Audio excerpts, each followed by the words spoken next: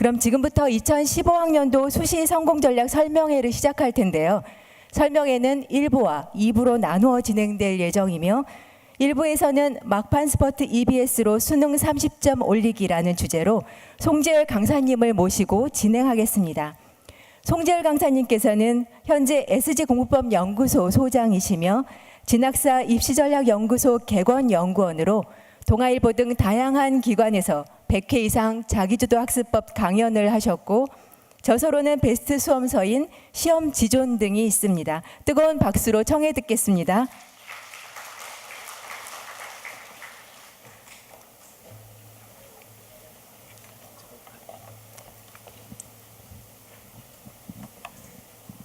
네, 안녕하세요. 어머니, 아버지, 학생 여러분, 처음 뵙겠습니다. 송재열입니다.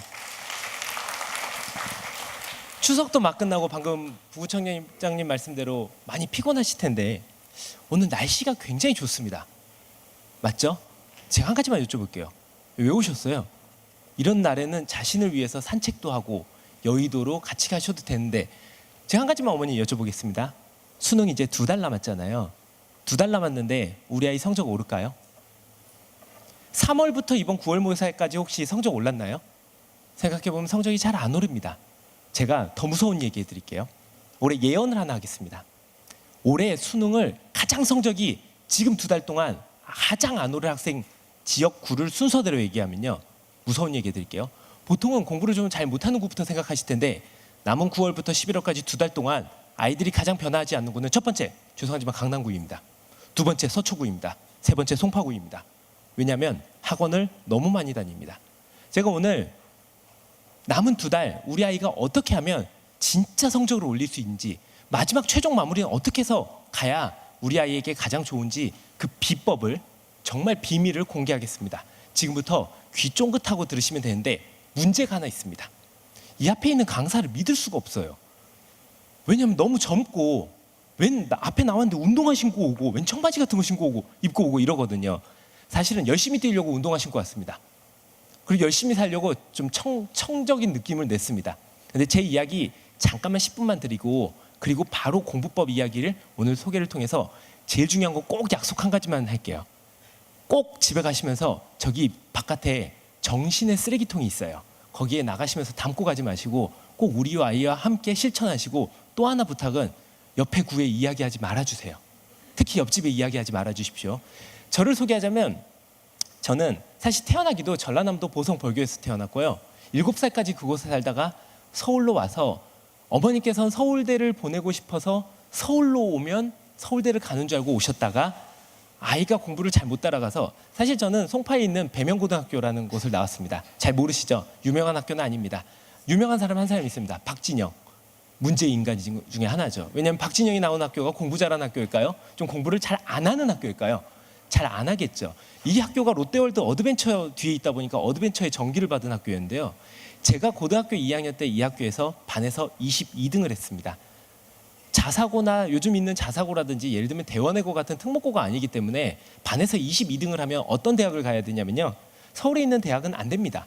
경기권에 있는 대학도 죄송하지만 못 갑니다. 대부분 그 밑으로 가서 농담으로 제가 이런다. 울릉도 대학교 독도 캠퍼스 가야 된다고 이렇게 이야기를 합니다. 그 정도의 수준이었었는데 우리가 이제 공부를 한번 해야 되겠다는 시기를 인생에서 맞이하는데 여기 앉아 계신 어머니, 아버지분들은 다 보셨겠죠. 우리 아이가 이제 언제부터 공부를 열심히 시작하죠? 고3 올라가는 겨울방학부터 이제 1년 남았으니까 왠지 공부를 좀 열심히 해봐야 되겠다 생각하고 공부를 시작하게 됩니다.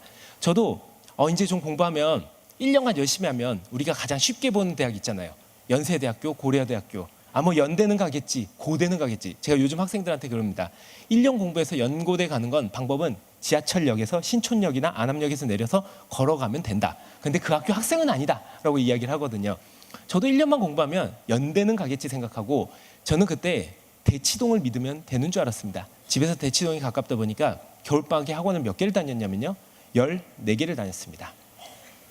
이 14개가 저희 때는 좀 그러기도 했었어야 되는데 저희 때는 요즘 아이들은 문과면 사탐 2개, 이과면 과탐 2개만 하잖아요. 저희 때는 문과든 이과든 사탐 4개, 과탐 4개를 반드시 해야 됐습니다.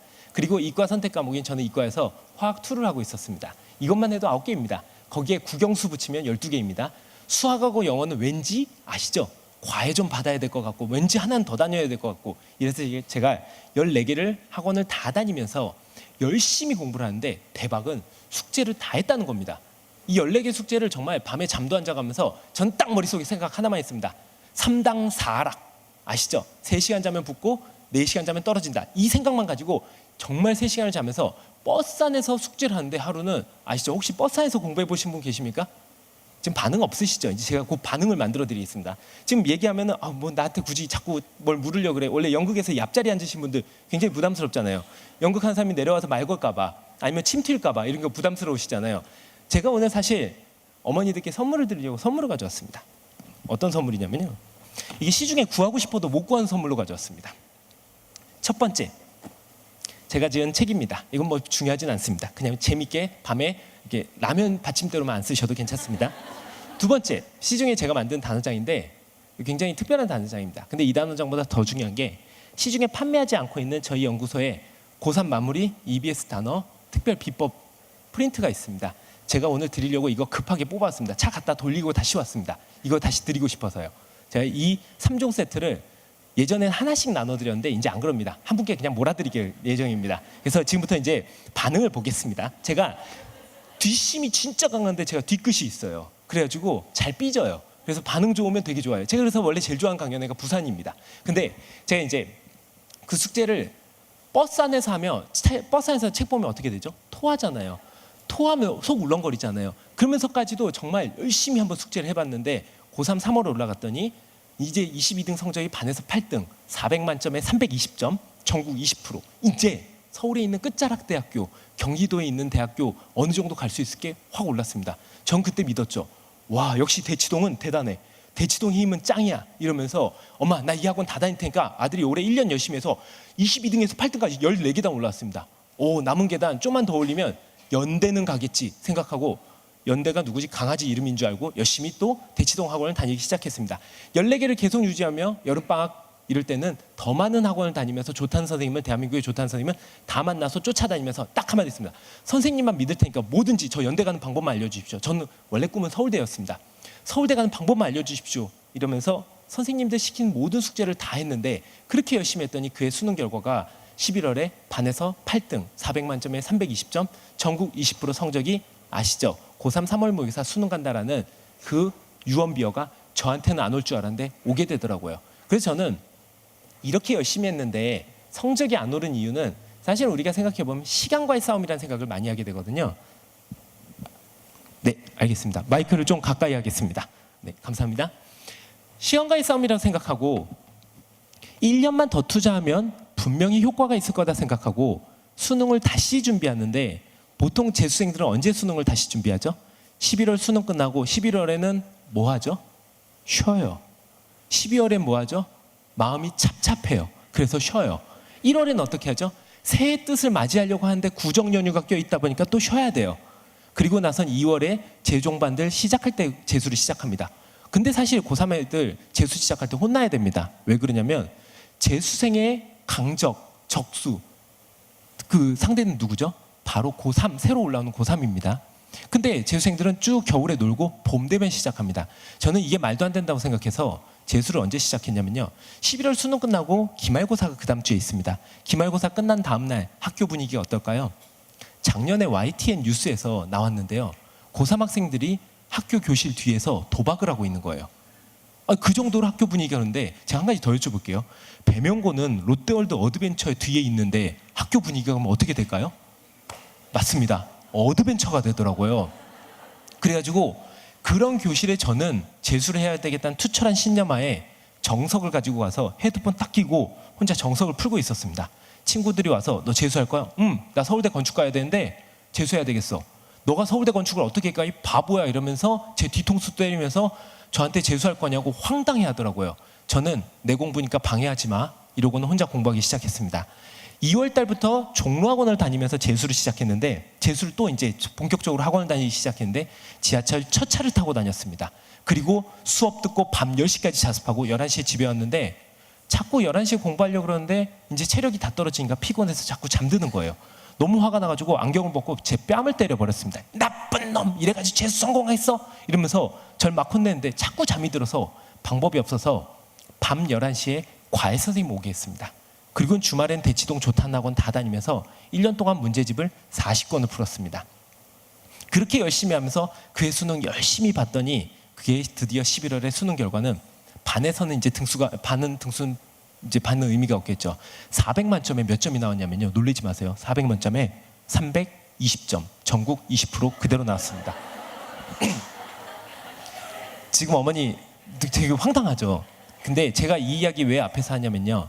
이게 저 이야기만이 아니더라고요. 고3 학생들이 수능 끝나고 나서 재수를 많이 합니다. 특히 좀 여유 있는 구다 이럴수록, 여유 있는 집안일수록 특히 아파트에 사시는 분들이 많이들 재수를 시킵니다. 근데 1년 동안 재수해가지고 성적 오른 아이들 대한민국 학원들에서는 99% 올렸다라고 공정거래위원회에다가 발표를 했거든요. 근데 과연 실제 재수생들 자기 만족할 만큼 성적 오른 아이들 몇 명이나 되는 줄 아세요? 100명 단위에는 없습니다. 1000명에 두세 명 정도라고 생각하시면 됩니다. 실제 대부분 80% 학생은 거의 제자리 걸음으로 1년을 끝나게 됩니다. 저도 그렇게 됐죠. 저는 그래서 대학을 포기했습니다. 대학 안 가? 이렇게 노력했는데 못 가면 그냥 안 가 이러고 못 먹는 감 찔러나 보자 이러고 서울대를 찔러봤습니다. 당연히 떨어지죠. 전 추가 합격으로 혹시나 자리나 나올 줄 알았는데 그 아시죠? 260점에 서울대 갔어요. 그게 저한테도 올 줄 알았는데 안 오더라고요. 전 떨어졌습니다. 그리고는 대학을 안 갔습니다. 그리고 삼수하면서 놀면서 운전면허 따고 여자친구가 있었는데요. 그 여자친구가 이제 나중에 제 운명의 여신이 되는데 제 여자친구가 서울대학교를 다니고 있었습니다. 와, 어떻게 삼수생이 대학도 안 간 애가 서울대를 꼬셨을까? 그 여자는 바보든지 저는 아니면 분명히 여자를 잘 꼬시든지 아닙니다. 세 번째 이유가 또 있습니다. 어머니 아버지 혹시 부구청장님 대한민국에 서울대 몇 개인 줄 아세요? 웬 황당한 소리. 물론 맞습니다. 여기 옆에 염력구에 관악구에 가면 진짜 서울대가 있어요. 주소 알려드릴게요. 관악구 신림동 산 56-1번지예요. 신주소는 모릅니다. 근데 이 학교를 기준으로 동쪽으로 오면 성남에 동서울대학이 있어요. 근데 이 학교를 기준으로 남쪽으로 내려오면 천안에 대박대학이 하나 더 있습니다. 남서울대학이 있어요. 이 여자애가 남서울대학을 다녔는데 저는 이 여자친구를 사귀면서 학교를 몇 번 놀러 간 적이 있는데 그때 얼마나 사람이 안 됐었는지 정신 나간 사람이어서 이 학교에 가서 대학생들을 보면서 아이고 나보다 공부도 못했던 것들 이 대학 졸업하면 뭐 하려고 그러나 쯧쯧쯧 바보 쥐는 대학도 안 다니면서 남대학 걱정해주고 앉아 있었어요. 그러던 어느 날 수능 4개월이 남았는데요. 제가 이 대학에 놀러 갔는데 대학교에서 캠퍼스에서 학생들이 3, 4, 5 모여놓는데 갑자기 제 자신에게 질문이 하나 쾅 던져지는 거예요. 바로 뭐냐면 너 뭐하고 사니? 너 왜 이러고 살아? 왜냐면 남서울대 친구들 저보단 공부 못했지만 한 걸음 한 걸음 사회에 가기 위해서 사실은 대학이란 중고등학교란 사회인을 만들어가는 하나의 발판이잖아요. 사회가 꼭 공부 잘했다고 뭐 나중에 행복한 것도 아닌데 저는 대학도 안 가고 제자리에 멈춰 있으면서 남들 걱정이나 해주고 앉아있고 도대체 내가 뭐하고 사는 건가 싶더라고요. 그래가지고 정말 내가 왜 이러고 살았지? 도대체 내 인생은 어떻게 되는 건가 싶어가지고 돌아오는 차 안에서 혼자 엉엉 울었습니다. 그리고는 약속을 딱 2가지를 했습니다. 마지막으로 공부 한번 해보기로 하면서 약속을 했는데 첫 번째 약속은 이번에는 점수 맞춰서 보통 대학을 가잖아요. 근데 전 점수 맞춰 대학 안 가기로 약속했습니다. 바로 손자병법에서 이야기하는 배수의 진을 치기로 했죠. 첫 번째는 무조건 서울대였습니다. 두 번째는 연세대였습니다. 근데 세 번째 이 2가지 대학이 아니면 저는 무조건 세 번째는 자살을 선택하기로 했습니다. 근데 자살이란 게 사실은 뻥이 될 확률이 높아요. 그래서 그날 밤 진지하게 고민했습니다. 자살할 방법. 근데 제가 집에서 뛰어내려 봤습니다. 베란다 문을 열고 그래도 한번 자살 연습이라도 해봐야지 뛰어내렸는데 천국인 줄 알고 딱 착지를 했는데 알고 보니까 저희 집이 1층이어서 앞에 주차장이더라고요.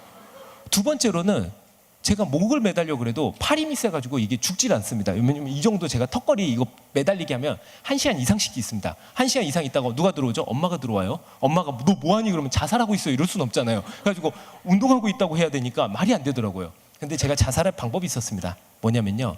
저는 세상에 제일 무서워하는 게 아직도 물입니다. 수영을 못합니다. 저는 허리 이상, 즉 수영장 가는 건 안 좋아합니다. 대중 사우나도 싫어합니다. 물이 부담스럽거든요. 근데 제가 그래서 자살할 방법으로 무조건 해병대를 가서 해병대 안에서도 수색대를 가가지고 그 수색대 안에서 4마일 해상 수영이라는 게 있는데 거기서 죽자. 그리고 혹시 살아나면 인생을 다시 설계하자라고 생각했습니다. 그리고 두 번째 약속이 있었습니다.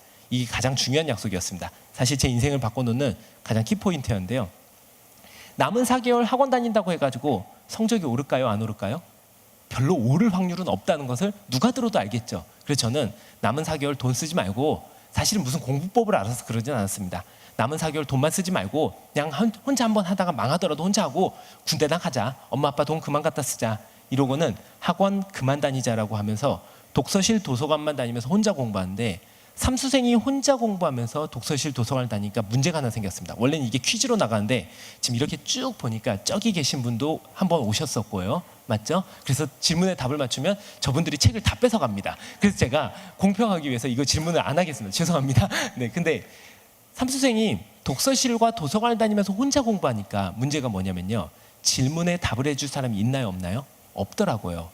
제가 문제를 풀다가 해설을 봤는데도 모르겠어서 뒤에 해설도 펴놓고 여러 사람들 이제 질문할 사람 없으니까 혼자 고민하는데 도무지 방법을 모르는데 큰일 났습니다. 왜냐하면 이 문제를 못 풀었는데 수능 가서 유사한 문제가 나오면 저는 틀려요. 틀리면 서울대를 못 가요. 연세대도 못 갑니다. 그럼 저 어디 가야 돼요? 해병대 가면 어떻게 돼요? 저 죽어요. 그러니까 이제 큰일 났다 생각이 드니까 남은 방법은 이 문제들을 외우기 시작했습니다. 문제도 외우고 해설도 외우고 문제도 외우고 해설도 외웠는데, 이렇게 뭔지도 모르면서 다짜고짜 외우면서 한 바퀴 돌아서 다시 돌아왔는데 신기한 일이 나기 시작했습니다. 문제집을 까먹었다 생각하고 외우면서 갔는데 외우고 까먹었다 생각하고 앞으로 왔더니 그 기억의 조각조각들이 남아 있어가지고 얘네들이 연결되기 시작하면서 바로 우리가 항상 이야기하는 이해가 되기 시작하더라고요.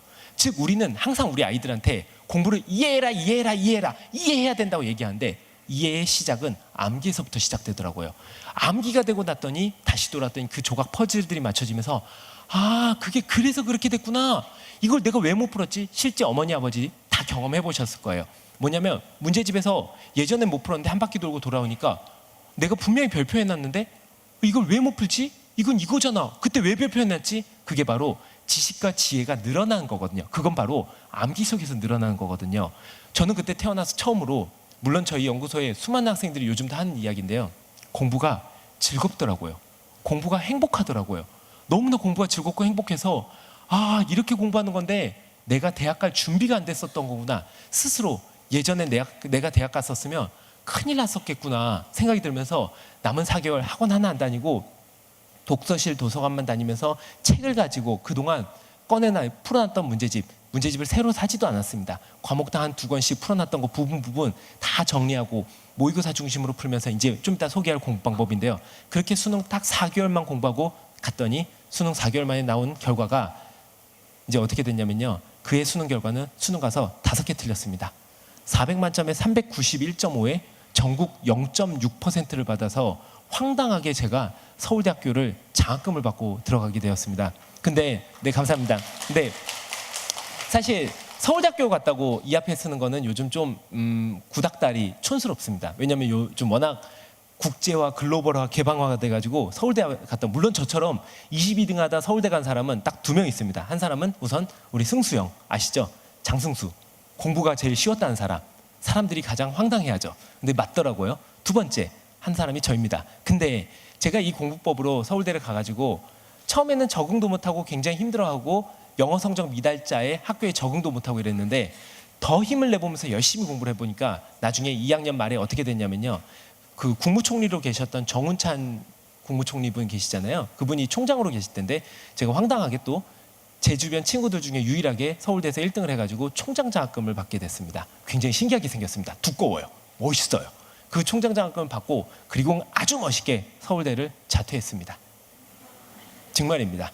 근데 사실 처음부터 자퇴한 건 아니고요. 제가 허리 디스크가 있어서 공익요원을 갔는데 공익요원 하는 동안 2년 동안 놀기가 좀 그래서 친구들은 맨날 저녁 6시에 끝나고 나면 술 먹고 놀길래 나는 의미 깊은 일을 좀 하나 해봐야지 해서, 그때 아버지께서는 이제 사법고시 준비를 해봐라 이런 유혹을 던지셨지만 저는 한번 외국으로 나가보자 해서 황당한 꿈을 가졌습니다. 하버드 대학으로 편입을 한번 해보자. 그랬더니 강남 유학원에서 헛소리 하지 마. 너처럼 1년에 5명 서울대에서 찾아오는데 다 중간에 포기했어. 하는데 갑자기 포기란 말을 들으니까 막 피가 끓어오르는 그 느낌이 있잖아요. 오, 포기? 난 그런 거 없는데? 오케이, 좋습니다 원장님, 내가 2년 안에 재밌는 거 보여줄 테니까 당신 기다려보셔 이러면서 갑자기 화가 나니까 전라도 사투리가 나오더라고요. 그래가지고 집에 돌아가서 딱 영어학원 한 달 다녔습니다. 한 달 다니면서 물어봤습니다. 딱 한 달 있다가 너 이 영어학원 새로 등록하려고 하는데 도움 돼? 했더니 아니 별로 도움이 안 되더라고요. 사실 좀 이따 말씀드리겠지만 여기 이제 물론 고3 자녀분들 대부분 데리고 계시지만 사실 고3보다도 우리 이제 새로 자라난 새싹들 혹시 아니면은 새싹이 다 자랐으면 그다음에 이제 손주 걱정 좀 하셔야 되잖아요. 그래서 손주를 위한 공부법도 알고 계시면 좋습니다. 근데 영어는 학원 다닌다고 제가 무서운 얘기 해드릴게요. 절대 안 늘어요. 영어는 사실 우리가 못하는 이유가 있거든요. 좀 이따 영어 공부법도 말씀드리겠습니다. 그래서 학원 끊고 혼자 해보자 해가지고 교보문고에서 토플하고 SAT 미국 수능 좋다는 책 다 사왔더니 키높이가 나오더라고요. 그리고 계획은 1년 됐는데 저도 사람인지라 1년 안에 계획은 못 지키겠더라고요. 시간은 1년 반 걸렸습니다. 그리고 시험을 봤는데 토플이 CBT 예전에 300만점일 때 280점이 나오더라고요. 민사고 애들이 270점 나옵니다. 제가 280 받았습니다. 이쯤 얘기하면 송절 머리가 좋은가 보다. 어학적인 실력이 굉장한가 보다. 아닙니다. 제가 굉장히 좋아하는 얘기가 하나 있습니다. 뭐냐면요.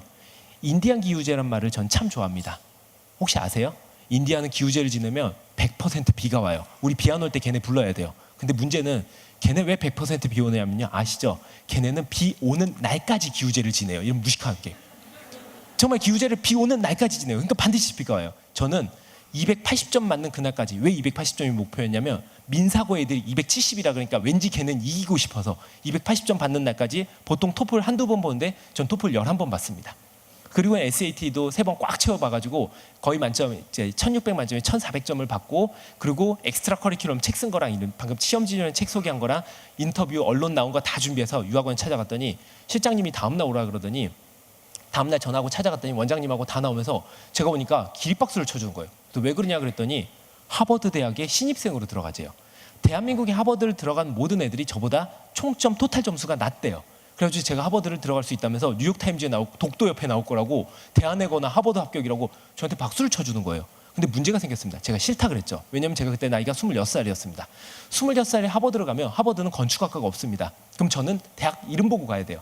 물론 명예죠. 가문의 영광이죠. 근데 26살에 하버드 들어가면 졸업하는데 4, 5년 걸리거든요. 그럼 30에 나와서 건축대학원 다시 가면 3년 반 걸립니다. 그럼 제 나이가 34살, 5살이 됩니다. 제 꿈과는 완전히 다른 방향으로 가야 돼서 저는 싫다 그랬습니다.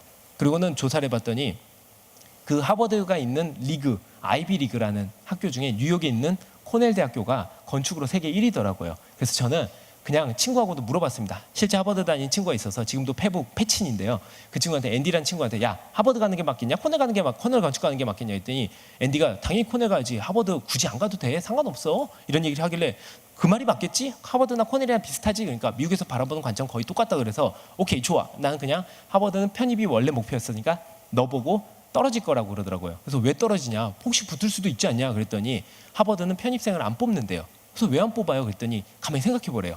보스턴이랑 그 좋은 동네에 하버드 대학 관둬야지 편입생이 나오잖아요. 그 편입생 관두고 나면 어디 갈 거냐요. 듣고 보니까 맞는 얘기더라고요. 그래서 알았다. 오케이. 목표였으니까 써보고 떨어지겠다. 보냈습니다. 원서를. 다음 주에 원서가 도착했다는 이메일이 오더라고요. 그리고 그 다음 주에 떨어졌다는 이메일이 오더라고요. 굉장히 고맙더라고요. 안 뽑아요? 얘네가요. 근데 코넬 대학교는 답이 없더라고요. 코넬대 건축학과 넣었어요. 근데 답이 없어서 또 떨어졌나? 유학 못 가나? 혼자 이러고 고민하고 있었는데 3월 어느 날 합격했다고 연락이 오더라고요. 그래서 저는 다행이다 합격했네 이러고는 멋지게 비행기 타고 딱 출발해서 미국으로 갔는데 알고 보니까 어머니, 아버지 이게 미친 짓이었대요. 왜냐하면 코넬 대학교 건축학과는 의과대학과 비슷하게 프로페셔널 스쿨이어서 전 세계 1위다 보니까 아예 총장이 저희 학장이 아예 입학식 날 이렇게 발표합니다. 월드 베스트 넘버1 아키텍처 컬리지에 온 것을 환영합니다 하면서 굉장히 자부심이 세요. 실제로 세계 10대 건축가 중에 지금 4명이 코넬 사람입니다. 이 정도의 자부심 있는 학교인데 왜 미친 짓이었냐 물어봤더니 편입생을 많이 뽑는 게 아니고 1년에 1명 뽑는데요. 근데 그걸 제가 합격했는데 어떤 교수가 그러는데 지금 돌아가신 교수님인데 교수협의회를 열어가지고 보통은 미국 대학에서 이렇게 추천서 받아서 편입생을 1명씩 뽑는데 하도 신기하길래 아시아에서 최초로 한번 120년 만에 룰을 깨고 저를 합격시키고 제가 그곳에 가서 전체 1등까지 해가지고 기립박수 받고 지금은 건축 설계 안 하고 우리 아이들의 인생 설계하기 위해서 이 앞자리에 섰습니다. 감사합니다. 네, 이쯤 되면 어머니 어때요? 이제 제가 사실요 코넬 얘기까지 원래는 서울 이제 제가 강원도 쪽 강연회 갈 땐 서울대만 얘기합니다. 왜냐면 코넬 얘기하면 이해를 잘 못해요. 근데 요즘 서울 분들은 워낙 또 유학생들도 많고 이러니까 또 특히 강남 가서는 이 유학 얘기 안 하잖아요. 그럼 엄마들 무시하더라고요. 그래가지고 제가 이제 유학 얘기까지 이렇게 하는데요. 자, 여기까지 이제 얘기 들으셨으니까 강사에 대한 믿음이 좀 생기셨죠? 제가 지금부터 공부법 이야기 말씀드리겠습니다. 공부법 아주 중요합니다. 첫 번째, 제일 먼저 수학 이야기부터 먼저 드리겠습니다. 얼마 전에 참 이분이 이야기를 하셔서 좀 문제가 됐는데, 썰전에서 혹시 강용석 씨가 사교육 얘기하면서 기억나시나요? 수학은 암기다라고 얘기를 했어요. 저 사실 13년 전부터 수학은 암기다라고 얘기하고 다녔는데 이분이 얘기하니까 갑자기 급 신뢰도가 떨어졌다고 페북에서 막 그런 얘기가 돌아다니더라고요. 근데 강용석 씨 말씀도 굉장히 일리 있고, 그분 공부법 무시하는 건 그분의 다른 정치적인 건 좀 문제가 있을 수도 있겠지만 저는 정치에 관심 없으니까요. 근데 강용석 씨의 공부만큼 우리가 인정은 해야 됩니다. 왜냐하면 그분 외고 출신의 서울법대에, 그분이 들어간 서울법대는 그때는 요즘과는 완전 판이하게 다른 분위기에 굉장히 높았거든요. 그리고 나서는 하버드까지 갔다 온, 하버드 로스쿨까지 갔다 온 분인데요. 이분도 이제 수학을 공부는 암기서부터 시작한다고 얘기했는데, 수학은 정말 공부는 아직도 우리 아이가 문과든 이과든 등급이 1등급이든 7등급이든 9등급이든 수학의 시작은 여기서부터 아직 남은 2달도 암기입니다. 제가 한 가지 이야기를 들려드리겠습니다. 제가 대학교 때 혼자 좀 서울대 애들이 재수가 없어서 봉사활동을 하기 시작했습니다. 왜냐면 서울대 애들이 왜 재수가 없냐면요, 아시죠? 서울대 애들이 겸손하고 막, 우리 학생 여러분, 서울대 애들이 겸손해서 막 이럴 것 같아요? 어때요, 서울대생들? 학교 전교 1등 어때요? 혹시 전교 1등이에요? 미안해요. 알았어요. 근데 전교 1등도 보면 좀 건방지고 좀 사람 됨됨이 좀 인간미는 좀 떨어진 이러잖아요. 서울대생은 얼마나 재수 없냐면요, 우리가 보통 자기소개하면 어떻게 자기소개하죠? 이러잖아요. 안녕하십니까, 80년생이고 배명고 출신인데 삼수에서 서울대 왔습니다. 잘하는 건 없지만 잘 부탁드리겠습니다. 이러면 그래요 하고 그냥 무난하게 앉는 거잖아요. 근데 서울대생의 자기소개는요, 안녕하십니까, 해운대고등학교 전교 1등 출신 누구입니다. KMO 전국 수석까지 했습니다. 그래요? 안녕하십니까, 대원외고 출신 누구고 전교 몇 등인데요. 저희 대원외고 아시죠? 이러면서 저는 뭐 토플 몇 점이고 SAT 몇 점이고 뭐 AP는 몇 개까지 땄습니다. 이래요. 그럼 옆에서 안녕하십니까, 재물포고등학교 전교 1등 출신 누구. 얘네들은요, 지네 자기소개, 지네 성적이 자기소개예요. 와, 그래서 너무 재수없더라고요. 그래서 전 자기소개를 이렇게 했습니다. 안녕하십니까, 전국 여자 밝히기 대회 1등 송지열입니다. 잘 부탁드립니다. 이랬거든요. 그러고 나선 재수없어서 다 왕따 시켜버렸어요. 그래서 서울대 친구가 지금도 3명밖에 안 남아 있습니다. 다 왕따 시켜놓고 혼자 살다가, 얘네들하고는 좀 다르게 봉사활동을 할 게 없나 하고 양로원 고아원 가봤는데 별로 할 게 없더라고요. 그래서 혼자 뭐 할 수 있지 않은데, 하루는 학교 가는데, 학교를 가는 아침에 라디오 방송이 나오는데요, 아침 9시부터 11시까지 하는 95.9MHz 뭐 하죠? 여성시대 하잖아요. 여성시대에서 또 어느 슬픈 사연이 나오는데, 어떠한 여학생이 자기가 외국에서 유학을 하고 있대요. 러시아였습니다. 러시아에서 유학을 하고 있는데 아빠가 전화 오더니 당장 오늘 한국으로 들어오래요. 집안에 일이 생겼다고. 그래서 무슨 일인데? 그랬더니 빨리 한국으로 들어와. 들어오면 알려줄게. 그래서 무슨 일인데 왜 말 못해? 그랬더니 들어오면 알려줄게. 오늘 당장 그냥 아무 비행기나 타고 들어와. 그래서 비행기 타고 들어왔대요. 인천공항에서 아빠가 기다리는데 검은 정장을 입고 있더니 딸이 나오니까 갑자기 딸 이러더니 꼭 껴안아 주더라고요. 그래서 아빠 무슨 일이야? 그랬더니 동생이 수능을 많이 못 봤나 봐. 동생 하늘나라 갔어 하면서 동생이 아파트 13층에서 떨어져서 자살해버린 거예요. 그래가지고 동생 하늘나라 보내주자고 언니를 부른 거였어요. 그래가지고 그 여학생이 내 동생이 도대체 뭘 잘못했냐, 이건 대한민국 입시가 잘못된 거 아니냐, 이런 얘기하면서 울면서 사연을 보는데 제가 그날 너무 눈물이 나더라고요. 우리 아이들한테 노력한 만큼 학원 선생님을 믿고 그 선생님이 성적을 올려준다는 착각을 하지 말고 자기가 노력한 만큼 성적이 올라가는 세상을 만들어줘서 수능 때문에 비관자살 없는 세상을 만들어줘야지 해가지고, 그때 정말 집안 어려운 아이들, 특히 금천구에 있던 한 학생이 참 재밌는 학생이었거든요. 금천구에 있는 학생들, 한 학생, 여학생을 공부를 가르쳐줬는데 걔네들 모아서 매주 10명을 모아놓고 1년 동안 남산도서관에서 공부 상담도 해주고 뭐가 잘못된지 공부한 방법을 알려주면서 사실 그 시작으로 이 자리까지 서게 됐습니다. 근데 그때 있었던 일인데, 금천구에서 어느 반에서 1등한 여자애가 있었습니다. 이 여학생이 고3 때 공부를 열심히 했는데 서울에 있는 4년제를 못 갔습니다. 재수를 하게 됐죠. 근데 이 여학생이 재수를 하면서 반에서 1등이다 보니까 워낙 성실하게 공부를 열심히 하고 있었습니다. 그래가지고 제가 문제집을 풀렸는데 수원 문제집 한 권을 개념 다 읽고 문제 풀고 채점하고 틀린 것들 노트에다 2번 쓰는 걸요, 세상에 3주 만에 문제집 한 권을 다 끝냈습니다. 3주 만에 이 학생이 하는 이야기가 어떻게 이렇게 빨리 끝낼 수가 있냐고. 1년 동안 자기 문제집 한 권을 제대로 끝낸 적도 없대요. 오늘 먼저 집에 가셔서 아이들 학교에서 돌아오기 전에 책을 한번 수능 특강부터 살펴보십시오. 그러면은 1단원은 행렬은 굉장히 꼼꼼하게 필기도 돼 있고 선생님 뭐 빨간 줄에 형광펜에 동그라미 더 있고 화살표도 돼 있고 막 포스트잇도 붙여 있을 거예요. 2단원쯤엔 포스트잇은 안 붙여 있고 뭐 메모만 돼 있을 거예요. 3단원에 이제 검은색 펜으로 끄적끄적, 4단원부터는 슬슬슬 안 풀려가더니 5단원 지수 함수부터는 아마 깨끗할 거예요. 뒤로 수열 넘어가면 새 책이에요. 왜 그러냐고 물어보면 동생 물려주려고 그런다고 할 거예요. 이런 식으로 뒤에 책이 깨끗하거든요. 이게 뒷심이 없는 거예요. 이제 공부법을 잘못 알아서 그런 거죠. 근데 이 학생 같은 경우 제가 3주 만에 문제집을 끝내놨더니 얘는 이제 꿈이 섰대요. 뭐냐 그랬더니 올해 1년 동안 문제집을 20권을 끝내겠대요. 수학만. 송재열은 1년 동안 문제집 재수할 때 몇 권 끝냈죠? 40권 끝냈죠. 의미 있었어요? 없었죠. 제가 이야기를 했죠.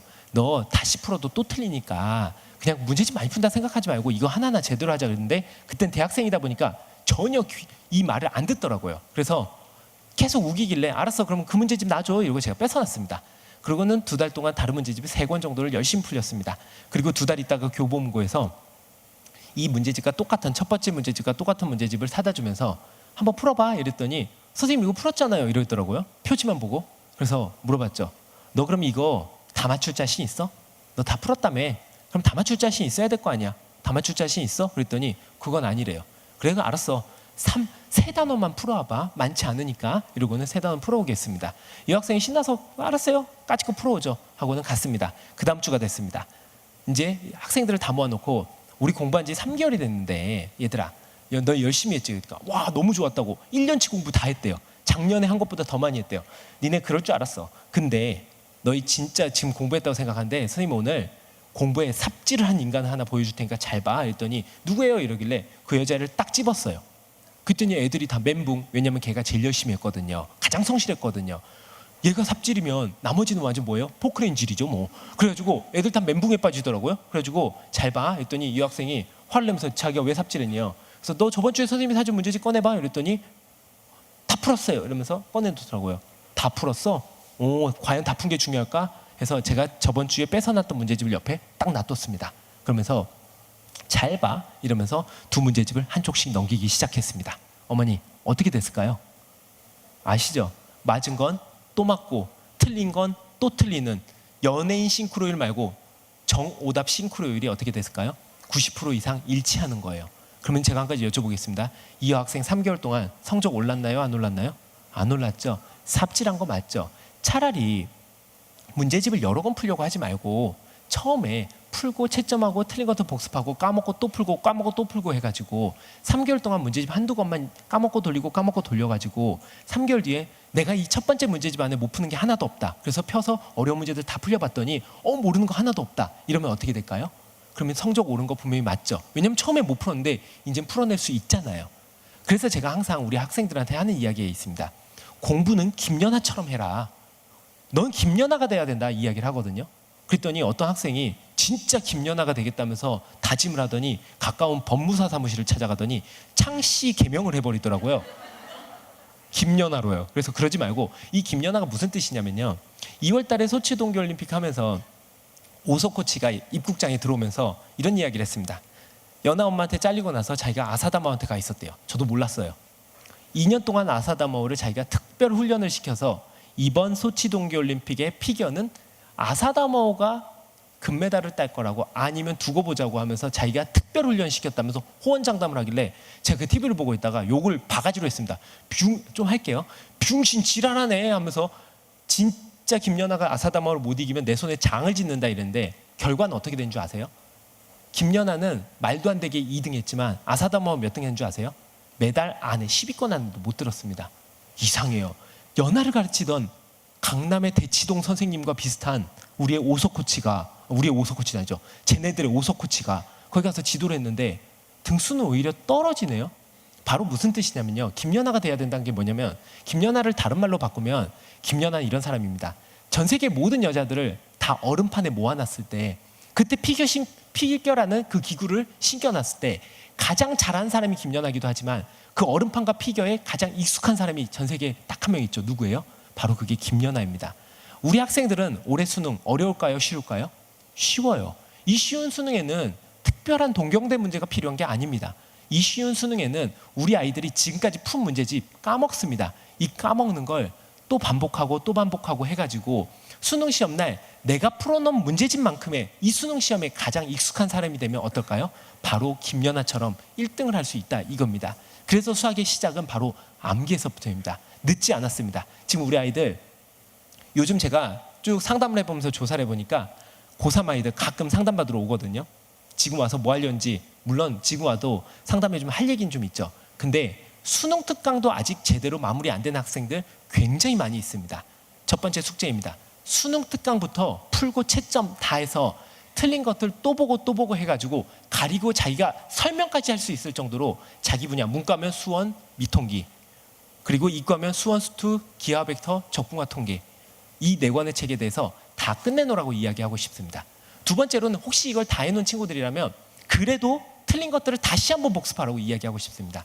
그래도 이것까지도 중간고사, 기말고사를 통해서 내가 이 안에 못 푸는 게 하나도 없다라고 하는 친구들은 수능 완성까지도 넘어가도 괜찮습니다. 혹시 이것까지 돼 있는 학생들은 이제 그 다음 이야기를 하겠습니다. 수학의 두 번째, 어려운 문제를 풀어야 됩니다. 우리가 수능에서 착각하고 있는 게 한 가지 있습니다. 바로 수능에 가면 2점짜리 문제가 있습니다. 3점짜리가 있죠. 4점짜리가 있습니다.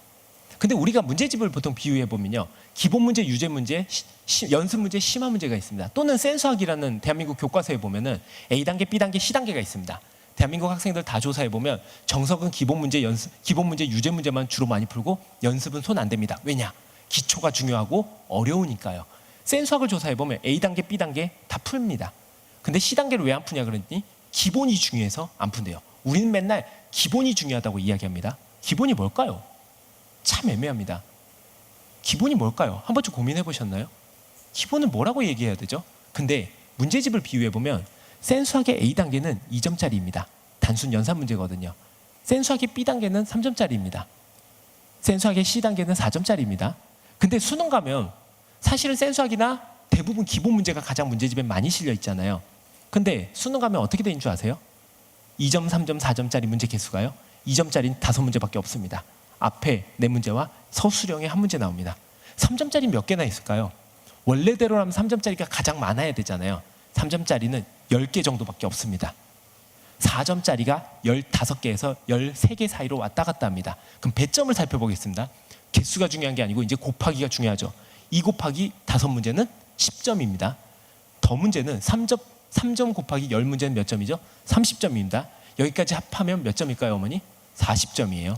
4점짜리 15문제는 60점입니다. 우리 아이는 지금까지 몇 점짜리 공부를 하고 있었죠? 40점짜리 공부를 하고 있었던 거죠. 그래서 수학이란 과목이 좀 웃깁니다. 굉장히 특이한 과목입니다. 대충 어느 정도 개념 공부했다 손치면 4점짜리를 공부해서 어려운 문제를 공부하고 나잖아요. 그러면은 참 희한하게 자동으로 3점짜리는 풀려갑니다. 위에서 내려다보면 밑에 문제가 쉬워지기 시작하거든요. 남은 기간 어느 정도 수학이 탄탄하고 자기가 1, 2등급에서 왔다 갔다 한다라고 한다면 기출문제집에 4점짜리들을 특히 시간이 별로 없다 보니까 약한 단원 중심으로 다시 복습하는 것을, 다시 풀어보고 복습하는 것을 제가 권장해 드리겠습니다. 4점을 3점, 2점을 공략하기보다 기본 문제, 유제 문제를 공략하기보다 어려운 4점들, 심화 문제를 또 EBS에서 또 레벨 3를 중심으로 공부해 주시라, 이걸 말씀드리고 싶습니다. 이게 끝나고 나면 마지막 수학에 활용점정이 있습니다. 바로 뭐냐면요, 사고력 훈련입니다. 사고력 훈련이 뭐냐면요, 우리 아이들은 공부하는 데 있어서 큰 문제가 하나 있습니다. 바로 어떤 문제냐면요, 어머니들 아이들 공부하는 틀을 가만히 보면 문제 풉니다. 맞죠? 수학 문제 풀어요. 그러고 나면은 어떤 일이 있죠? 채점을 합니다. 채점을 해요. 오, 예뻐요. 채점도 열심히 하고 틀리고 별표도 했습니다. 그 다음은 어떻게 되죠? 그 다음은 두 가지 길만 나옵니다. 하나는 질문을 합니다. 선생님, 3번하고 7번하고 9번하고 12번하고 15번하고 틀렸어요. 그랬더니 어떤 애가 선생님, 저는 1번하고 2번하고 4번하고 얘네들 합치면 다 틀렸어요. 그래서 선생님은 앞에서부터 하나씩 다 가르쳐 줍니다. 맞죠? 다 선생님들이 설명해 줘요. 그럼 우리 아이들은 어떻게 하죠? 필기하면서 아 맞다, 아 맞다, 아 맞다, 오 하고 덮고 넘어가요. 분명히요. 또는 두 번째 아이들은 어떻게 하죠? 끝나고 나면은 해설을 툭 펴보면서 이래요. 근데 우리 뇌는 풀고 나서 채점하고 나서 이렇게 편안하게 답을 알려줘 버리잖아요. 그럼 어떻게 인식을 하고 있냐면요, 수능 날도 문제를 풀고 그 다음에 자기 스스로가 가채점을 합니다. 이건 맞았을 것 같고 이건 맞았을 것 같고 이건 안 풀리네 이래요. 그럼 안 풀리면 우리 뇌는 그로부터 약 30분 내지 1시간 있다가 누군가가 답을 자동으로 알려주는데 익숙해져 있죠. 맞죠? 근데 수능은 그 알려준과 동시에 어떻게 되죠? 망합니다. 그래서 자기가 그 시간 안에 풀어내야 되거든요. 푸는 데 있어서 깊숙하게 손을 집어넣어서 낙지를 쫙 꺼내는 이런 훈련 해봤을까요? 안 해보죠. 맨날 갯벌에서 조개, 나와 있는 조개만 죽고 앉아있던 거거든요. 그러니까 낙지는 못 잡습니다. 즉 4점짜리는 못 잡는 거죠. 그래서 답을 안 보는 훈련을 해야 됩니다. 답을 절대 보지 말고 그 문제를 노트 한쪽에 어머니가 만들어 주셔도 돼요. 틀린 문제들을 쭉 포스트잇 붙여놓든지 아니면 별표나 무슨 표시를 해놓으면 공책에 반드시 한쪽에 한 문제입니다. 여러 문제 하시면은 복잡하고 힘들어요. 잘 생각해 보세요. 한쪽에 못 푸는 문제 4-5 문제 붙여놓으면 볼 때 기분 좋을까요? 짜증날까요? 짜증나요. 그래가지고 보기 싫어지거든요. 그래서 한쪽에 반드시 한 문제만 붙여놓으십시오. 복사해서 또는 문제를 써놓게 해주십시오. 그러면서 그 문제들을 계속 고민하면서 들고 다니면서 밤에 잘 때도 침도 같이 묻혀가며 베개 삼아 잡니다. 그렇게 계속 반복하다 보면 어떤 일을 겪게 되냐면 아 맞다 하면서 이 문제를 풀게 되는데 반드시 겪어야 될 거는요. 애가 갑자기 밥을 떠서 밥을 먹고 있는데 엄마! 이러더니 계속 왜 그래 그러면 잠깐만 이러더니 갑자기 수학 노트를 꺼내더니 쭉 풀더니 이주레카 이러면서 풀었다고 이러면 얘는 수능 가서 반드시 OMR 카드 쓰고 나서 마지막 이러면은 30번 문제 생각 안 나가다가 이우레카 이러면서 풀어가지고 만점 받을 인간이에요. 아시겠죠? 꼭 그 훈련이 돼야 됩니다. 아시겠죠? 그래서 사실 수학은 EBS 연계율이 그다지 높지 않기 때문에 EBS 문제집을 수능 특강, 수능 완성부터 지금부터 다시 푸는 것보다 기존의 집에 이미 풀어놨던 문제집들을 중심으로 다시 마무리를 짓는 게 훨씬 더 효과적이다라고 말씀드릴 수 있습니다. 아시겠죠? 근데 문제는 국어하고 영어는 이제부터 이야기가 달라집니다. 한번 생각해 보겠습니다. EBS 연계율에서 수학은 EBS 연계율이 떨어진 이유가 숫자 바꾸면 그 문제인지 몰라요. 사실 EBS에서 연계율이 그렇게 높다 그러면 사실 교과서에서도 나옵니다. 또는 익힘책에서도 나오고 또는 정석도 다 연계됩니다. EBS만 연계된다고 이야기할 수는 없겠죠. 근데 국어 과연 연계될까요? 예를 들면 염상섭의 3대가 두께가 이 정도입니다. 책이요. 근데 수능 특강에서는 분명히 앞부분 전면부에 이야기가 나왔습니다. 근데 EBS에서는 또는 수능 갔는데 제일 뒷부분 얘기가 나옵니다. 연계성이 있을까요? 근데 염상섭의 3대라는 이유 하나로 연계가 됐대요. 이거 연계됐다고 이야기가 참 어렵습니다. 근데 세 번째 영어는 연계율이 굉장히 높다라고 볼 수 있습니다. 그 이유는 자료가 한국에 많을까요? 미국에 많을까요? 미국에 많죠. 근데 수능 시험을 출제하는 그 장소 자체가 수많은 자료를 계속 상호 교환할 수 있는 장소일까요? 장소가 자료가 더 이상 네트워크가 차단돼 있을까요? 네트워크가 차단돼 있습니다. 왜냐? 상호 인터액션이 강한 곳이 수능 출제하는 장소라면 어떤 일이 생기죠? 수능 시험지가 밖으로 나가게 돼 있습니다.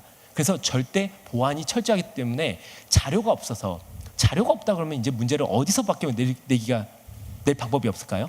EBS에서 이제 영감을 받아야 됩니다. 그래서 EBS에서 영감을 받다 보니까 어떻게 되냐면 EBS에 있는 자료와 EBS에 있는 주제 이것을 가지고 영문과 교수님들 또는 영어 교육과 교수님들이 문제를 만들다 보니까 어떻게 될까요? EBS를 지문 변형 작업을 시작합니다. 그럼 지문이 변형돼도 어떨까요? 기본 몸체는 그대로 남아있게 됩니다. 그래서 실제 많은 학생들이 공부하는 방법을 몰라가지고 모르겠다 EBS나 10번 읽고 가자 하는 지방의 단무지들이 있습니다. 이 단무지들이 대박 나요. 수능 때마다 1등급을 받아와요. 왜 그러냐면 EBS 연계율이 워낙 크다 보니까 이 친구들이 하는 얘기가 EBS에서 다 나왔대요. 근데 서울 애들한테 물어보면 EBS에서 하나도 안 나오고 그냥 실력으로 풀었대요. 바로 이런 차이가 있거든요. 자, 영어에 대한 이야기를 좀 잠시 드리겠습니다. 두 번째로 영어 이야기를 드리겠습니다. 사실 영어는 우리 아이가 단기간에 2달 만에 영어 성적을 절대 많이 끌어올린다는 것은 거짓말입니다. 영어는 최소 1년 반에서 길게는 3년 정도는 꾸준히 매일 노력을 해야 됩니다. 중요한 건 매일입니다. 우리 아이가 영어를 못하는 이유가 간단하죠. 24시간 한국에서 살고 있으면서 영어를 쓰는 게 편할까요? 한국말을 쓰는 게 편할까요? 당연히 한국말이겠죠. 영어를 쓰려고 해도 한국말이 익숙하다 보니까 나이가 점점 들어가면서 한국말 너무 잘하는데 영어를 쓰고 싶을까요? 안 쓸까요? 안 쓰게 됩니다. 그러니까 영어는 밀어나가게 됩니다. 실제 저도 미국에서는 교수하고 제가 의견 일치가 안 돼서 싸우고 뭐하고 막 욕도 하고 막 그랬거든요. 미국은 교수가 교수님이 아닙니다. 그냥 프로페서라고도 부르지 말라고 합니다. 그냥 저스트 미스터 존 이렇게 아니면 미스터 K 이렇게 부르는 게 맞습니다. 그래서 그렇게 싸우면서 열심히 영어를 하고 왔는데 한국 돌아와서 학생들 상담해 주느라고 너무 한국말을 열심히 썼더니 저도 영어가 줄어들더라고요. 영어는 바로 사실은 그래서 영어는 학문이 아니고 어학입니다. 그래서 어학이다 보니까 어학은 생활입니다. 맞잖아요? 그러면 생활이다 보면 어떻게 될까요? 생활처럼 자주 써야 되는데 그 시간이 영어를 우리가 좀 잘한다. 수능 1등급 이 정도를 실제로 자기 능력껏 해서 언제 풀어도 1등급이 나오는 그 등급을 만들려면 1년 반에서 2년 정도는 영어를 꾸준히 지금 고1부터 시작해야 됩니다. 근데 지금 고3들은 남은 2달 동안 그러면 어쩌란 말이냐 이 아픈 마음은 이렇게 되잖아요. 방법은 하나가 있습니다. 첫 번째 단어부터 점검하겠습니다. EBS 단어 굉장히 중요합니다. 단어 외우는 방법부터 다시 말씀드릴게요. 우리 대한민국 사람들이 영어를 못한 이유는 사실은 저는 일부 이유는 출판사 때문이라고도 생각하는 사람입니다. 왜냐하면 대한민국 출판사는 참 신기해요. 단어장을 찍어낼 때 천편일률적으로 헌법에 나와 있나 봐요. 다 똑같이 찍어내요. 어떻게 찍어내죠? Day 1, 2, 3, 4, 5, Section 1, 2, 3, 4, 5 또는 Chapter 1, 2, 3, 4, 5 그 다음에 어떻게 되죠? 하루 하나당 단어 부담스럽지 않게 하려고 하루에 30개씩 두고 있습니다. 실제 어떤 단어장에서 하루에 30개씩 60일 와 길죠? 작심삼일 20번만 반복하래요. 그러면은 하루에 30개씩 60일만 보면 1800개의 단어를 다 외운대요. 저는 대학교 때 유학 가려고 낚여서 해봤습니다. 하루에 30개씩 60일을 하루도 쉬지 않고 열심히 외웠습니다. 그랬더니 60일째 된 날 깨달았습니다. 낚였다는 걸. 왜냐? 어제 거 기억나요? 안 나요? 안 나요. 제가 이런 단어장을 쓰신 저자님들께 꼭 여쭤보고 싶은 게 있습니다. 오늘 무슨 요일이죠? 목요일이죠. 혹시 어머니 좀 어려운 질문인데 좀 쉬울 수도 있습니다. 본부장님 혹시 저번 주 목요일 날 저녁에 뭐 드셨는지 기억하세요? 알았어요. 쉬워요. 알았어요. 혹시 46일 전에 뭐 드셨는지 기억하신 분? 기억 안 나죠? 근데 잘 보세요. 밥과 반찬 관계는요. 우리가 젓가락으로 찔러봤어요.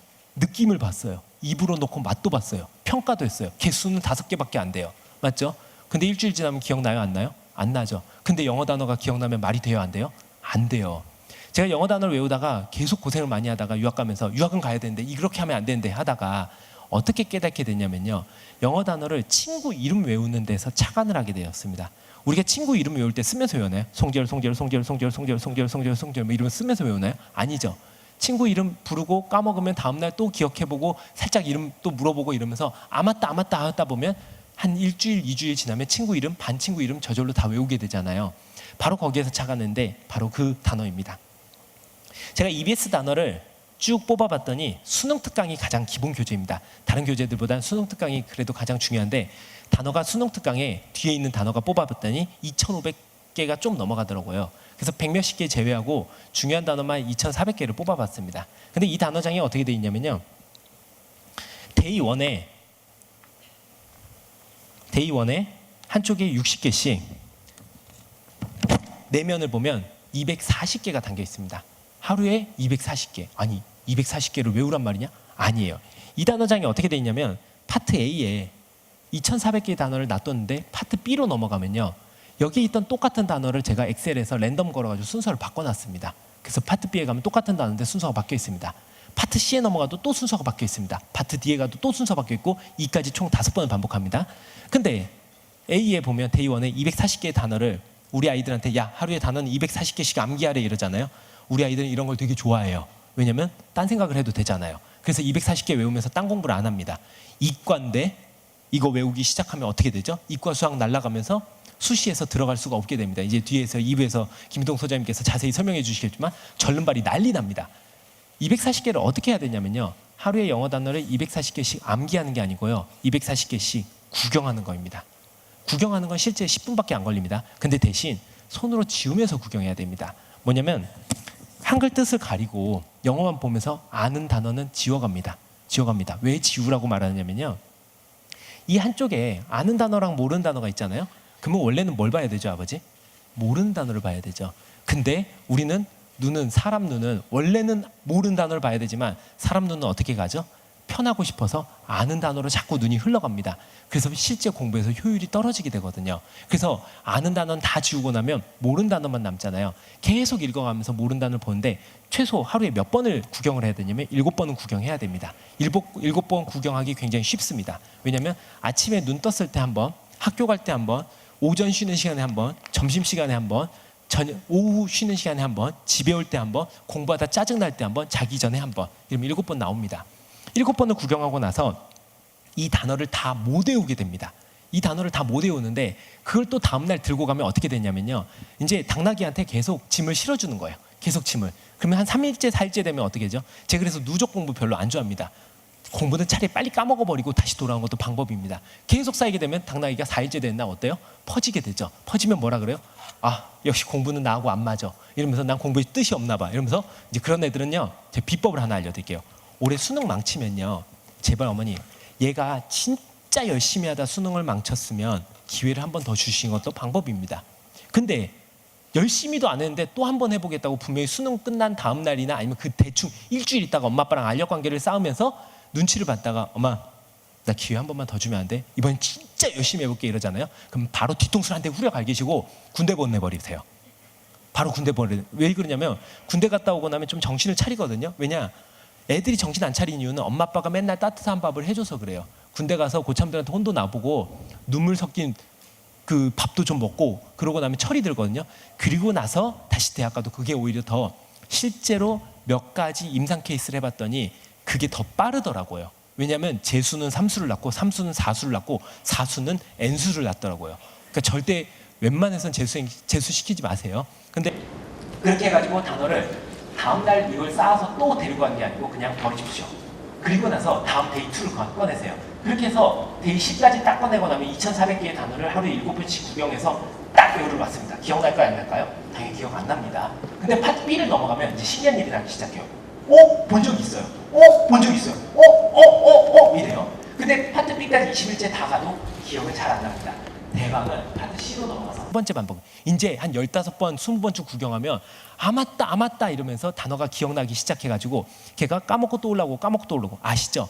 까먹고 또 보면 기억 어때요? 더 오래 가죠. 또 까먹고 또 보면 게 어때요? 기억 더 오래 가죠. 그러면서 3번, 4번쯤 봤을 때, 즉 30일, 40일째쯤 돌았을 때 그 단어가 자기 몸에 들어오게 됩니다. 그러면서 단어가 기억나는데 사실 우리 아이들이 단어만 공부하고 있는 게 아니잖아요. 이 단어가 어디에 적용되냐면 EBS 수능 특강이나 또는 단어가 그게 그 단어의 그 나물의 그 밥이죠. 계속 섞이게 돼서 EBS 딴 데서 보다 보면 자기 외웠던 단어가 눈에서 이제 올라오게 되면서 기억이 나면서 문장 속에서 그 단어를 보게 되는 거죠. 그러면은 문장이 해석이 되면서 아 이렇게 해석되는구나. 항상 선생님들께서 이야기하시는 원칙. 영어 단어는 단어만 외우지 말고 문장 속에서 외워라가 바로 이렇게 되면서 자연스럽게 퍼즐 맞춰주듯이 외우게 되면서 단어를 암기하게 됩니다. 그래서 이 단어장을 하시는데 실제 이 단어장을 지금 저는 오늘 2팀 오신다는 줄 알았어요. 2팀 오셔서 한 팀 드리고 한 팀 딴 거 드리면 되는 줄 알았는데 이 단어장이 하나밖에 없어서 죄송합니다. 근데 여기 아버지가 너무 좋아서 제가 아버지 드릴래요. 네, 감사합니다. 네. 그때 이분만 드렸더니 지금 박수가 좀 애매하잖아요. 본부장님 그냥 다 드리는 게 좋겠죠? 예, 다 드리는 방법이 하나 있습니다. 오늘 진학사 사이트 들어가셔서 요즘은 신원권 대표님이 제 얼굴을 내리셨더라고요. 제가 좀 섭섭해요. 뒤끝이 좀 있다 보니까요. 근데 제 얼굴이 원래 있을 때는 제 얼굴을 눌러달라고 말씀드렸거든요. 물론 잘생기지는 않았지만요. 나름 그냥 적당하게 생겼습니다. 근데 오른쪽 위에 보면 공부법 상담이라고 있어요. 그 상담에 들어오셔서 학부모 1:1 상담이 있어요. 거기에 들어오시든지 또는 학생들은 학생 상담에 들어오시면 되는데 제발 부탁이 그 상담 코너에 들어오셔서 영어 단어장 주세요 이렇게 하지 말아 주십시오. 영어 단어장 달라고 막 그러지 마시고 좀 제발 신원근 대표님한테 멋있게 보이게 영어가 고민이 많습니다 또는 영어란 어떤 것일까요? 하면서 단어 암기하는 비법 좀 이런 식으로 좀 제목 좀 멋있게 해주시고 그 안에 내용에다가 영등포구청의 대박이었어요 이렇게 해서 올려주시면서 단어장 달라고 하면 저희가 링크 걸 수 있거든요. 첨부 파일 넣어드릴 수 있거든요. 또는 이메일 주시면 이메일로 보내드릴 수도 있거든요. 오늘 부탁이에요. 여기 계신 분들 이 자료 딴 데다 돌리시면 저작권 걸 겁니다. 안 돌리실 거죠? 그냥 우리 아이만 쓰고 끝내는 걸로 해요. 제가 오늘 여기 계신 분 전원 다 드릴게요. 그래서 다 보내드릴 테니까 감사합니다. 네, 그래서 이 영어 단어장 끝까지 쓰시면 굉장히 좀 도움이 많이 될 거라고. 마지막 얼마 안 남았지만 60일이지만 수능 특강 단어 한 바퀴 다 돌릴 수 있습니다.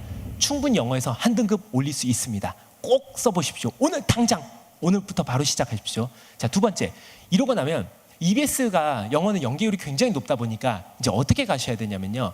EBS를 사실 남은 기간 동안 아직까지 우리 불성실한 우리 고3 친구들은 다 안 풀었을 수도 있어요. 근데 EBS를 이제 풀라 그러면 60일 남은 기간 다 풀고 끝나게 되거든요. 한 번 보고 수능까지 가면 EBS 연계율을 전혀 못 느낍니다. 그래서 남은 기간은 사실 수능 문제는 EBS에서 문제 그대로 못 냅니다.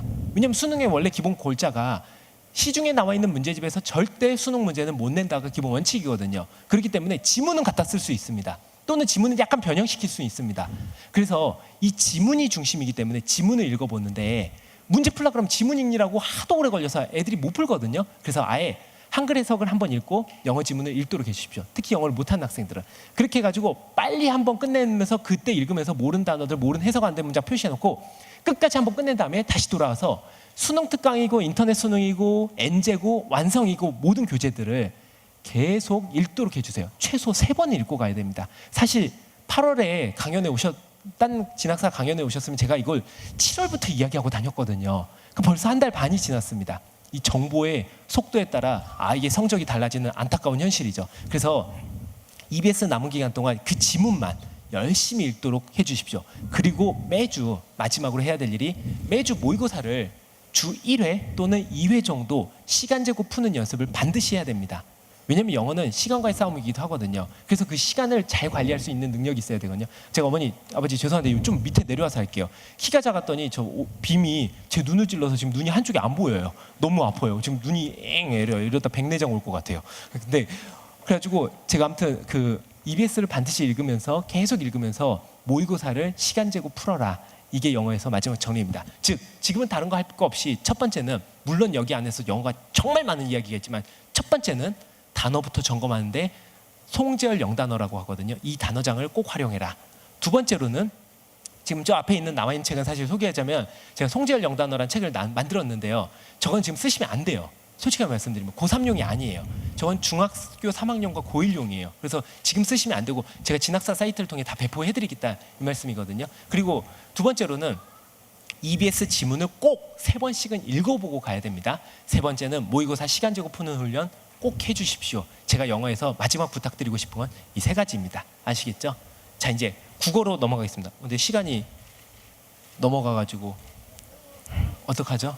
그냥 가면 저 때리실 거죠? 예, 저 저번에 한번 뒤통수 맞았거든요. 어디 가냐고 해가지고. 예, 그럼 국어 빨리 말씀드리겠습니다. 국어는 EBS에서 EBS를 활용 잘하면 도움이 많이 됩니다. 근데 첫 번째는 EBS가 아닙니다. 국어 푸는 자세부터 남은 2달 바꿔야 됩니다. 자, 다시 한번 생각해 보겠습니다.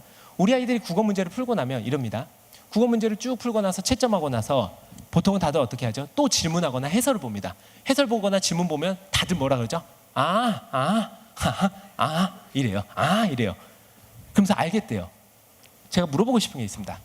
설명을 들어서 한 거와 해설 보고 한 거, 너 생각이니? 선생님 생각이니? 누구 생각이죠, 어머니? 선생님 생각이에요. 너 그렇게 생각할 줄 아니? 생각해 본 적 있어? 학생 여러분 어때요? 그런 적 없죠? 그거 본인의 실력 아닙니다. 근데 해설 보거나 질문해버리면 선생님이 알려주면 본인의 생각처럼 착각을 하게 돼 있거든요. 그거는 국어 공부가 절대 실력이 안 느는 이유가 바로 여기에 있습니다. 그래서 국어가 무서운 과목인 게 고등학교 1학년 때부터 아무리 학원 성실하게 열심히 다녀도 성적 늘었습니까? 안 늘어요. 이게 바로 자기가 생각을 안 하게 만들거든요. 국어는 학원을 다니면 큰일 나는 과목입니다. 지금 당장 끊으세요. 차라리 그 돈으로 수능 끝나고 이제 가까운 나라 여행 가십시오. 손잡고. 제발 부탁이니까요. 그리고 국어를 어떻게 해야 되냐면요. 풀고 나서 채점만 끝내는데 가령 자기가 답을 1번이라 했잖아요.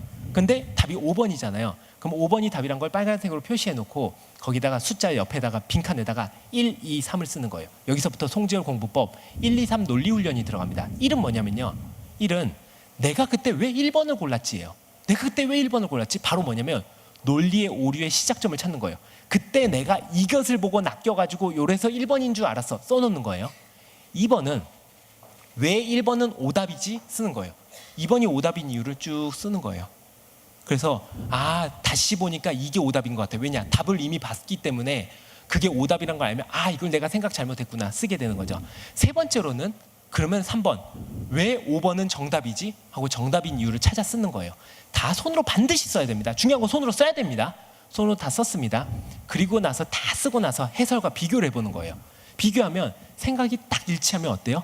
자기도 본인도 그렇게 생각을 해본 거죠. 노력해본 거죠. 어때요? 생각이 교정이 돼요? 안 돼요? 교정이 된 거죠. 두 번째로는 설사 생각이 차이가 있고 달랐다 하더라도 그 생각의 차이를 느끼면서 내가 이 방향으로 생각했는데 이렇게 생각해야 되는구나 하고 생각이 다시 어때요? 교정이 되기 시작하는 거죠. 그렇게 거짓말 아닙니다. 2달만 노력해 보십시오. 제가 목동에서 어떤 한 친구가 국어 5등급이 만년 5등급이 고1 때부터 재수 때까지 항상 얘는 딱 5등급 계속 5등급이었습니다. 이렇게 딱 2달, 3달 공부시켜서 이 친구 만점까지 찍고 수능 가서는 1등급 받았습니다. 가능한 이야기입니다. 아시겠죠? 그래서 우선 모의고사를 풀든 모든 문제를 푸는 거에 있어서 연습, 해석하는 방법부터 바꿔야 됩니다. 두 번째, 이제 EBS 연계를 틈타야 됩니다. 이제 EBS는 어떻게 활용하셔야 되냐면요. 우선 첫 번째, 문학작품부터 점검하는 게 좀 좋습니다. 가령 우리 학생 하나만 물어볼게요. 올해 수능에 혹시 춘향전이 나왔어요. 행복해요, 안 해요? 안 해요. 왜 춘향이 싫어요? 미안해요. 알았어요. 보통 다시 없던 이야기로 하겠습니다. 보통 춘향전이 나오면 또는 심청전이 나오면 어때요? 행복하고 편안합니다. 왜냐? 그 이유가 뭘까요? 아는 작품이니까요. 근데 예를 들면 유충렬전 9월달 모의고사에 어때요? 금옷이나 뭐지? 뭐 이렇게 자기가 모르는 작품들이 나오면 그때부터 어렵고 부담스럽습니다. 그럼 문학 작품을 어떻게 공부해야 될까요? 첫 번째, 문학에는 소설류가 있습니다. 소설하는 고전 소설이 있고 현대 소설이 있습니다. 이 두 가지 소설은 사실 차이는 없습니다. 그래서 고전 소설이든 현대 소설이든 반드시 줄거리를 알아놓으십시오. 줄거리를 알아놓는데 반드시 등장인물도 함께 알아놔야 됩니다. 왜 그러냐면요, 줄거리를 계속 외우다 보면 어떤 일이 생기냐면요, 갑자기 춘향이가 인당수에 뛰어들어요. 그리고 토끼의 등을 타고 간을 팔러 갔다가 그러더니 갑자기 홍길동이 돼서 나타나서 요술을 부립니다. 이런 식으로 헷갈리게 돼요. 그래서 등장인물을 알아놓으면 절대 헷갈리지 않습니다. 아시겠죠? 등장인물과 줄거리를 노트에다가 모든 작품 다 할 필요 없고 자기가 애매한 작품을 EBS 찾아서 다 정리해 놓습니다. 굉장히 도움 많이 될 예정입니다. 실제 이번 9월 모의사에 유충렬전이 나왔는데, 유충렬전을 그렇게 해서 제가 몇 달 전부터 유충렬전 나오면 어떻게 할까요? 이 얘기를 7월부터 하고 나왔는데 9월 달에 나오더라고요. 대박이에요. 저도 찍을 수 있나 봐요. 저도 과연 찍기를 바랍니다. 그래서 고전에서는 좀 이따 이제 얘기 좀 더 드릴게요. 근데 줄거리를 반드시 알아놓으면 도움이 많이 된다. 소설류에서는. 두 번째는 고전 운문입니다. 고전 시가 중에 운문이라고 있습니다. 그 고전 운문은 가장 문제가 뭐냐면요, 현대어로 해석이 안 되고 있습니다, 아이들이. 그래서 현대어 해석을 반드시 좀 익숙하게 여러 번 해봐라. 그것은 좋은 책들이 많이 있습니다. 진학사에서 나온 한 권에 잡히는 고전 문학이라는 책이 있습니다. 제가 이 책을 13년 전부터 쓰고 있거든요. 제 제자들은 다 쓰라고 하고 있습니다. 그 책을 사서 쭉 공부해 보는데 EBS가 겹친 작품만 먼저 공부해 주는 게 더 좋겠죠. 그래서 현대어 해석과 주제를 꼭 잘 파악해 놓으십시오. 주제입니다. 뭐 주제는 어렵지 않습니다. 대부분 사랑 아니면 임금에 대한 충성밖에 없습니다. 아니면 자연 이야기. 그래서 이 세 가지 주제 꼭 알아놓으시면 되고요. 근데 거기에서 제가 하나 감히 찍자면, 저도 나올지 안 나올지 모르지만 사실은 관동별곡이요. 조용히 얘기할게요. 밖에 들을까 봐. 관동별곡 있잖아요. 우리 꼭 공부해놔요. 알았죠? 우리 친구 관동별곡 꼭 해놔야 돼요. 왜냐면 우리나라 작품 중에 관동별곡이 가장 아름다운데, 전 작년 수능에 나올 줄 알았어요. 근데 안 나왔어요. 그러니까 올해 나오겠죠. 안 나올 수도 있어요. 그럼 내년에 또 얘기할 거예요. 그러다 어느 날 찍겠죠. 그럼 이제 전 스타 강사가 되는 거예요. 그래서 꼭 관동별곡 꼭 공부해 놓으십시오. 그다음 세 번째가 이 지랄 맞은 현대시예요. 현대시는 방법이 없어요. 이걸 일명 노답이라고 하죠. 답이 없습니다. 그래서 어떻게 했냐면, 그나마 임시방편이, 사실 시에 대해서는 어떻게 공부해야 된다는 수많은 의견들이 있지만, 시에서 사실 제일 좋은 방법은 그냥 시를 외워주는 거거든요. 근데 시를 쓰지 마세요, 그건요. 근데 시를 외울 방법이 없어요. 그래서 EBS에 있는 작품 중에 익숙하지 않은 시요. 예를 들면 진달래꽃이야 익숙하죠. 그러니까 걔는 놔두고요. 뭐 예를 들면 최승호의 북어, 뭐 이런 거 나온다든지, 어려운 좀 자기한테 익숙하지 않은 시가 나오면 연습장을 하나 사서 한쪽에다 그 시를 축소복사해서 붙입니다. 그리고 그 옆면에다는 그 시에 대한 해설을 네이버나 또는 여러 군데서 찾아가지고 또 복사해서 붙여놓습니다. 이거 누가 해줄 수 있죠? 엄마 아빠가 해줄 수 있겠죠. 원래는 공부는 자기가 해야 되는 거 맞아요. 근데 시간이 없잖아요. 그러니까 좀 도와주시는 거죠. 학원 보낼 생각하지 마시고 이런 걸 도와주십시오. 그게 1등급 한 등급 더 끌어올리는데 더 도움이 많이 됩니다. 그래서 양쪽에 붙여놓습니다. 그리고 우리 아이는 그것을 그렇게 놔두면 안 되겠죠. 계속 읽어서 수능 때까지 누적 읽어본 최소 5번 이상에서 많게는 10번 정도 읽어가면 그 시가 좀 익숙하고 친숙해집니다. 의미를 다 알고 있지 못해요. 그러지만 수능에서 나오면 어떨까요? 좀 자신감이 생기면서 실제 그 시를 읽어봤던 적이 있고 대충은 감을 아니까 옆에 선지에서 찾아가면서 점점 문제를 풀게 돼서 훨씬 더 좋은 성적을 낼 수 있습니다. 아시겠죠? 그래서 수능에서 꼭 현대시는 여러 번 읽고 해설과 같이 읽어보고 가시라. 이게 제가 권해드리고 싶습니다. 마지막 비문학입니다. 비문학은 답이 없죠. 사실은 수능 특강부터 해서 지문이 너무 많죠. 근데 비문학은 어떻게 하냐면요, 읽어보면 편했고 자기가 알고 있는 배경 지식은 다 넘기세요. 근데 예를 들면 되게 어려운 과학 지문, 기술 지문, 철학 지문. 예를 들면 스피노자가 나왔어요. 스피노자, 자기는 무슨 노자 친구인 줄 알아요. 노자 형제인 줄 알았던 거예요. 스피노자 이래가지고 노자 친구가 아니죠. 스피노자라고 서양에 있는 철학자 중에 한 관념주의 철학자 중에 한 사람이죠. 이 철학자에 대해서 모른다. 근데 그 지문 내용이 나온 게 모른다. 이러면 그 지문부터 먼저 사회탐구 노트 정리하듯이 정리하고 스피노자 철학에 나온 개념어들 모르는 게 있으면 네이버에 찾아보면 다 나옵니다. 그럼 그 개념어를 정리해 놓으면 이제 중요한 건 배경 지식이 좀 늘죠. 스피노자가 뭔 말인지 좀 알죠. 근데 수능에서 그 지문에서 예를 들면 스피노자가 나왔어요. 그럼 어때요? 좀 자신감이 생기겠죠. 예를 들면 이거와 똑같아요. 몇 년 전에 한 7년 전인가요? 경제학에서 선물 옵션에 대한 이야기가 나온 거예요. 근데 맹자 이야기부터 나오면서 갑자기 애들이 선물이 이야기 나오니까 선물은 우리 아이들한테 뭐가 있죠? 5월 달에 받았던 어린이날 선물밖에 없었어요. 생일 선물하고.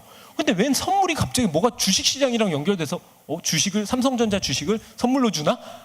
이러면 그때부터 멘붕이 되는 거죠. 그래서 그 개념을 알아놓으면 어떻게 되죠? 훨씬 편하게 접근한다. 그래서 배경 지식을 EBS 안에 모르는 지문들을 통해 배경 지식을 늘려놓으시라. 그러면서 모의고사를 푸는데 모의고사 순서는 알려드리겠습니다. 첫 번째는 수능 완성 유형 실전편입니다.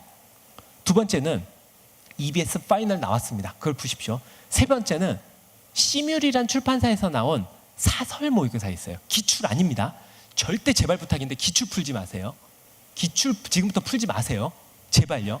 기출 풀지 마세요. 예를 들면 군대 갔다 왔으면 기출 풀어도 돼요. 왜냐면 아직 기출을 본 적이 없으니까요. 이 순서로 푸세요. 그러니까 수능 완성 실전편, EBS 파이널, 시뮬이라는 데서 나온 사설 모의고사 이 순서로 푸십시오. 이게 다 공통점이 뭐냐면요. 기출이 아닌 배제, 기출을 배제한 모의고사들입니다. 왜냐면 기출 풀면 지금부터 1등급 나올 거예요. 와, 다 맞을 거예요. 기분 되게 좋아요. 근데 수능 가면 몇 점 나오냐면 다시 4등급 그대로 나올 거예요. 차이가 뭐냐면요. 이 원인이 기출은 이미 푼 적이 있어요. 언제든지 어디서든 본 적이 있어요. 살짝이라도 본 적이 있으면 무조건 아웃입니다. 그건 우리한테 이미 알고 있는 지문이에요. 그래서 절대 우리 진짜로 네이키드 점수를 알 수가 없습니다. 아시겠죠? 그래서 안 풀어봤던 모의고사들 사설이나 또는 그냥 시중에 있는 들어온 모의고사를 중심으로 연습하는 게 훨씬 도움 많이 됩니다. 아시겠죠? 자, 이렇게 국영수에 대한 모든 설명을 다 드렸습니다. 그래서 지금 이제 시간 관계상 김유동 소장님이 더 중요한 강의다 보니까 이제 제가 내려가야 되는데요. 더 궁금하신 사항은 거기 진학사 게시판에 올리셔도 저희가 다 답변을 드릴 거고요. 어머니 아버지 마지막 숙제가 하나 있습니다. 남은 2달 동안 어머니 아버지 제발 부탁인데요.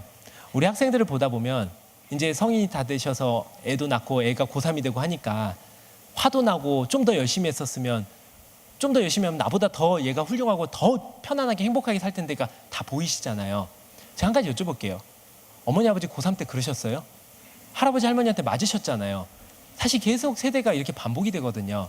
근데 우리 아이들이 저도 아이들을 계속 학생들을 키워가면서 같이 울면서 형으로서 선배로서 이렇게 만나다 봤더니 우리 아이들은 아직 태어나서 고등학교 3학년 수능이라는 이런 인생의 가장 큰 어려운 관문을 통과하기가 힘들더라고요. 굉장히 어려워서 힘겨워하고 버거워합니다. 그때 화를 내기보다는 참고 믿어주고 손 한번 잡아주고 기도해 주는 게 저는 훨씬 더 좋은 길이라고 생각합니다. 정말로 어머니 아버지께서 사실은 이 시간 힘든 시간이지만 함께 아이 손잡아주고 믿는다는 말 한마디 작은 사소한 칭찬 하나라도 하고 하면요. 우리 아이가 가장 사랑하는 사람이 누군지 아세요? 바로 부모님입니다. 그리고 그 부모님께 언제든지 좋은 모습 보여주면 그거 하나로 그 아이도 행복하다고 생각합니다. 근데 그것을 보여줄 기회가 없었고 항상 엄마 아빠와 사소한 말로 싸우게 되면서 상처를 받아왔거든요. 남은 2달 동안은 우리 아이들한테 좀 속은 상하시고 속은 꺼멓게 타시겠지만 믿고 믿을 수 없어 또 믿어주면서 참고 조금만 기다려 주십시오. 아마 우리 아이가 큰 복이 돼서 돌아오는 그 2달이 곧 머지 않았다고 생각합니다. 정말 우리 아이들 20년 가까이 키우시느라고 너무 고생하셨고요. 우리 아이들 이제 대학 가면은 정말 큰 꿈 열려서 우리 영등포 구민 여러분의 자녀분들 다 나중에 강남구를 이길 수 있는 그런 대단한 구가 될 거라고 생각하고 그렇게 되는 날까지 진학사와 송지열이 이 자리에서 열심히 돕겠습니다. 오늘 긴 시간 동안 감사했습니다.